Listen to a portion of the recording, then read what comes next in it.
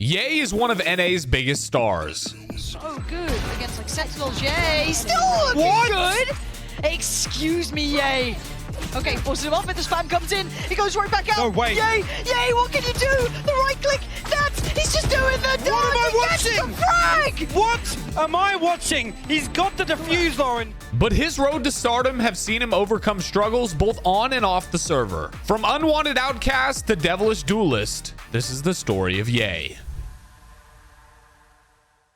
Born in a family of gamers, Ye's childhood saw him submerged in FPS games, and he was a big fan of esports. Before I played Counter-Strike, I played Call of Duty like a whole bunch. And what kind of got me into the whole esports scene is like OpTic, because like, you know, I was looking for example how to get better and like what to work on. My first introduction was like OpTic and like the content they were doing, you know, because I would look up, you know, and see like, for example, Nadeshot or Scumpy or whoever, and they would live stream, they would show like different videos of like different challenges they were doing, and it kind of gave me like a different perspective of like, hey, like this is like you know, new height I can reach, you know, as like a person. But ultimately it was another game that would capture his heart. My uncle at the time used to play what was called like ECA, which it's still around today, but it's basically the league for like North American Counter-Strike. We had like a family get together, and I was playing my uncle or something like that, and he used to compete in leagues, which is like, it's basically almost semi-pro. I remember we were doing like some 1v1. I had no prior experience or anything like that. I just played it casually, and I would just like flick him, and like I'd kill him like a whole bunch, and he actually accused me of like cheating at some point because he was getting, and like I said, I had like no introduction. I was just like good mechanically. Ye started grinding CSGO, and despite dominating the ESEA servers, he couldn't find a place on a big team, so he started from the bottom.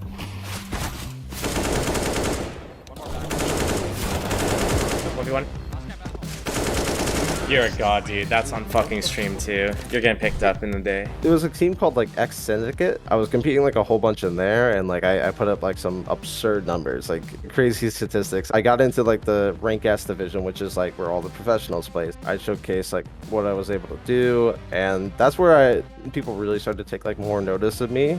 And not to mention I had like, you know, the stats and actual league playing competition to back it up. Before long, his big offer would come from Complexity Gaming. And it was with Complexity that his career would really take off. Still Pigs coming in from the short position. Stanislaw, no death in fact. But it is Stanislaw charging through that smoke.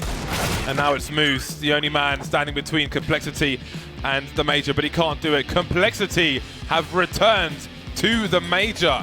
Starting in the new Challengers stage, they weren't expected to make much of an impact. And yet the team showed up hard. Surely not. Surely he's not able to pull this 1v2 off. Low HP, 12 health. Hopefully no nades. Smooya coming from behind. Ye has to get aggressive somewhere. If you sit and wait, it's not going to work. Oh, the missed shot. He's got the first and the second. Ye punishes big. What an incredible sequence. It was honestly a pretty big achievement because it kind of gives you that like confidence in like yourself, because like the whole time like you look up to like a lot of these guys. You finally get to a point in which it's like you're competing against them, and now you're able to like beat them.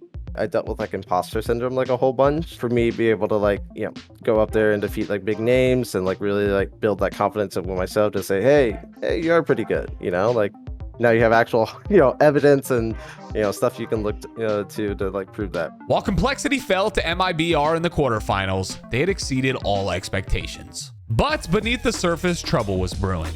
I started to go through like some, I guess, like issues, both in like real life and just like with myself, to where like it was kind of like a situation. So like after the major, for example, I spent like I think like 3 months in like Europe, in which like I practiced like I kid you not, probably like 12-13 hours a day. And I was like extremely like homesick. I'm not gonna lie. And so what ended up happening was like I remember like after the major, like the initial plan was like, hey, let's take like a break and stuff like that, right? And what ended up happening was like it's like no, you're not, don't take any breaks. I just got to the point in which like I started getting like really like burnt out, and like I was just miserable. Not to mention like at the time like the team environment kind of got like worse. The team environment actually became like a situation in which it just felt like I was getting like scapegoated for like the majority of like airs, because like I'm a more naturally aggressive player. If I was like first one dead, or if I tried to make a play, it would just be like, why would you do that? You know, like it was like kind of like older players essentially like questioning like almost like every single decision and like that sort of thing. It became a really toxic environment. burnt out and unmotivated, Ye was dropped from Complexity at the end of the year. Can't say enough about how hard he works, what a great person he is, and how bright I think his future is. But right now, that combination in our team is just not working. But his next step would be crucial in starting his redemption. Having sacrificed the op to become a rifler at Complexity, Ye decided to return to sniping. And he joined Lazarus Esports, where he would learn from one of NA's best ever oppers, Fraud. It's like, just let me work with him personally and try and like hone him in on those skills, because I always felt like Ye's playstyle was like this super hyper aggressive, and that was exactly how I played as an opper. I was like someone like Ye that thrived in the little chaos that happened within the rounds and pushed people's buttons and was aggressive. But that's why I felt like, you know, me and Ye had a lot of similarity, and I could personally coach him on that level just because of our thought process was very similar. Now it's left all onto Ye. The AWP has been good for him, but he's gone quiet over the last few rounds, and with 2 players to find and not a whole lot of time to do it, but he gets the initial pick, left onto just, gets the second as well. Has he found a kit? I think he's just got it in time as well. What a fantastic clutch coming out from Ye. Back on the op, Ye's career was recovering as he and an orgless squad qualified for Season 1 of Flashpoint. But with COVID hitting, the future of NA Counter-Strike was in jeopardy. We were doing actually extremely well, right? We beat, I think, like even a bunch of North America teams that qualified. We were having like a lot of success, even like internationally, you know, beating out like some of these like internationally signed teams, you know, teams like Dignitas. So what ended up happening was, I remember like during that time, we got 0 offers from an org, like 0. Even though we had like a multi-million-dollar like spot that other teams like paid for, like no one wanted to pick us up. And I'm just thinking to myself, what is going on, right? Not to mention, it's just like when Valorant came out, a whole bunch of other people were swapping, a bunch of people were trying out, and it honestly was like a pretty good game. And for me, Valorant was like an opportunity to like kind of just start fresh, you know, to have the, you know, slate like white clean. If I could like redo them, do them how I wanted to, right? Ye switched over to Valorant, but despite his CSGO revival, he struggled to even find a team. It's kind of funny looking back at it. I reached out, I want to say, to like 20 different people, and I DM'd them, and I'm like, hey, I heard you guys are building a Valorant team. Are you still interested in looking for players or something like that, right? And no one got back to me. Ye eventually found a home on Andbox, where he reunited with his ex-teammate, Android. Now, despite being on a smaller org, Ye was becoming famous for all the right reasons. Ye is Reyna. Ye is I'll Reyna. play with you. Ye is Reyna. Is Ye Reyna? Tarek is the Jet. Ye is Reyna. One here. I will never peek him again. Is there maybe? Yeah, it's El Diablo. So let's just rotate the long way. Oh, Diablo actually came about from scrims. TSM at the time were like, I think, winning against everybody in scrims in practice. They were on like a resurgent. They were farming everybody except us. So, and one of the things is like I would drop like 35, 40. I want to say like every single scrim against them. It's like, oh, what can you say? It's El Diablo. They should start saying that in all chat. While he had become El Diablo on the server, behind the scenes, his mentality was also improving. I think I got into like some cycles of which I would be so like overly like negative towards myself, to the point of which like you ruin like your self-image and like your own like confidence. I kind of learned this as like sometimes you can do every single thing right and you still lose.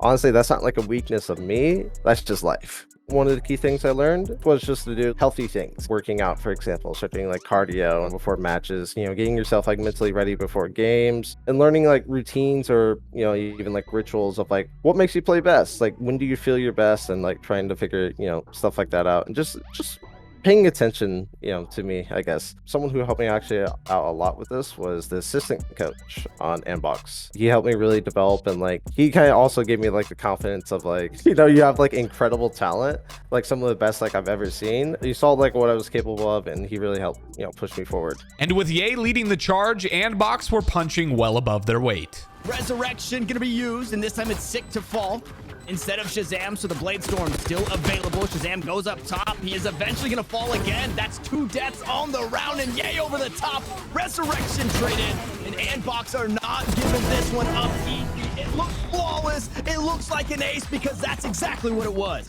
And this could be it done. Yeah. It's down to Zoms and ShahZaM. the tailwind to get away. Zom still all wrapped up here with the Spectre, but he's gonna have to answer to 7. That's gonna do it. Andbox will take down the Titans and send them to the loser's bracket in 2-0 fashion. But with Andbox, Ye had become a big fish in a small pond. To become the best, he had to take the next step. Envy were seen to be forever cursed as NA's 4th best team and needed a cutting edge to help them stand out from the pack. And Ye fit like a glove. All 4 players lined up trying to barrel their way through. Speaking of barreling, it's actually barrel of Sentinels players. 4 of them still already going back. They're ready for this hold. Out goes Ye, gonna be able to get one, but it's a firing range for Ye once again. Is he gonna be the sole entry on this site? Ye got another farming in this map thus far, and it's another pistol round where he's able to farm up eco frags, make it an ace for Ye. Here it is, different. The Crashies holds is gonna come out. Aaron goes in aggressive, but Ye just goes. He full sends. Crashies is able to get one as well as Ye gets a 3rd. It seems like it's gonna require Herculean effort just to equalize things. Ye gets 1. Ye gets a 2nd. What more fitting of a way to do it? Willkommen in Berlin, baby. Envy's representing North America at Masters. My like playstyle like suited them like a lot better because like for some of our players are like naturally like a lot more passive. So like me being like very aggressive, like it kind of like balanced it out and added like a different like element to them, you know? Because it went from Envy's a very like solid, like they have good set plays and stuff like that, but now they have like that extra element where you have like someone like me who I can like get like really aggressive and do like some, if you want to call it like crazy plays or X Factor plays. I think the biggest thing for him was now he was on a team where you could really rely on the system and your teammates around you, so you don't have to go and try to like single-handedly carry a game or like do more than you have to. I think that was the biggest thing. Envy qualified for their first ever LAN, and they gave that event everything they had. Well, Ye's found a little bit of a cleaner success story here. That's a follow-up and a half. Crashies, we saw him on the last map, but unable to kindle the complete picture of fire. Oh, Ye's still alive. He knows where you're at as well, Zoms. That frenzy.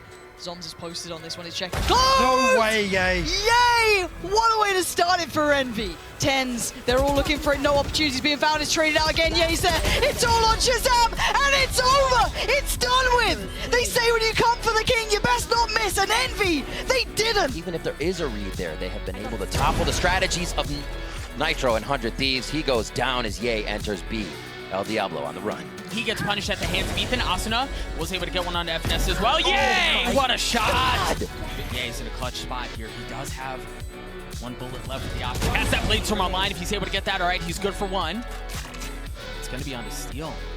He has to creep his way forward. A Red Bull clutch from Ye! While they lost to Gambit in the finals by beating Sentinels and 100 Thieves, Envy had broken the curse to become NA's best team. And in the process, they qualified for the first Valorant champions, giving them a 2nd shot at international glory. But as they prepared for boot camp, disaster struck. When we came like over here, I think some of us got like some food poisoning because like there was just like situations in which like we were just in like so much pain. Sometimes we couldn't even get like food for the day at like one point. And then there was also like situations of like our luggage almost being lost and us like, you know, being like super like stressed out. At the event, Envy hoped to put those things behind them, but things quickly got worse. We had people sitting in the rooms for 5 days, literally with nothing, just sitting in the rooms. No Wi-Fi, no outside connections because like it was just like so like overwhelmed. What ended up happening was like our guy got COVID like mid-tournament.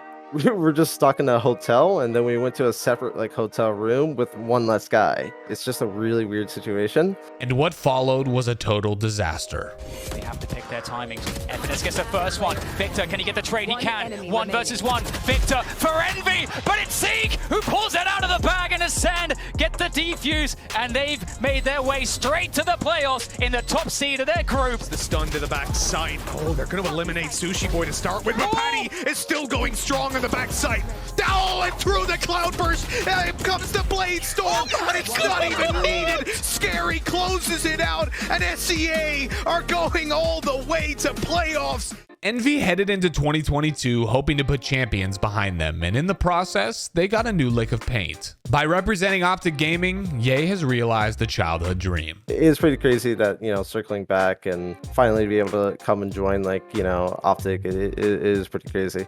On OpTic, we just we want to continue to grow and like improve, because like I think like championships and like, you know, trophies and like, you know, individual allocates or whatever you want to say are all a result of like you continue to get better as a team. So I would say just the goal forward is to just keep getting better as a team, keep improving maps, keep expanding, you know, try new things, and just keep working on everything.